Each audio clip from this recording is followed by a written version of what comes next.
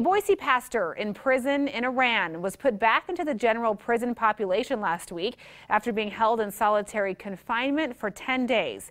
Today, we talked to his wife about the latest developments in her husband's case. Jennifer Ah joins us live in studio with more. Well, Rachel, Naghmeh told me over the phone today that her husband, Saeed Abedini, was sentenced to 20 days in solitary confinement, but just released after 10 days. She says she believes this is a sign that the international pressure on the Iranian regime is starting to take effect. After countless media appearances and efforts to free her husband, Naghmeh Abedini says she's finally seeing some light at the end of the tunnel. Despite what the Iranian government says, pressures and the media regarding Saeed and getting the word out is helping his situation. The Evin prison guards placed Pastor Saeed Abedini in solitary confinement at the end of April, including during his 33rd birthday.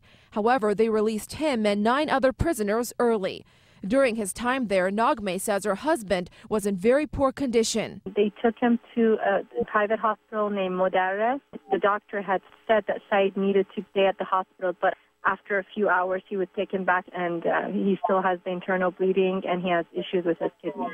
Abedini's family in Iran hasn't been able to see him since he was released from solitary confinement. However, Naghmeh says they should be able to visit him soon. He was not allowed visitations while he was in solitary, so his father hopefully will get to see him for Monday, Iran time.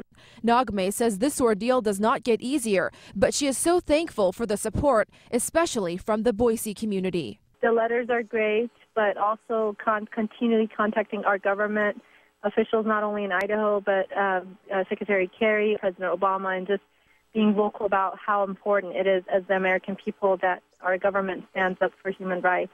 Abedini has been in prison since September for spreading Christianity in Iran. He was sentenced to 8 years behind bars.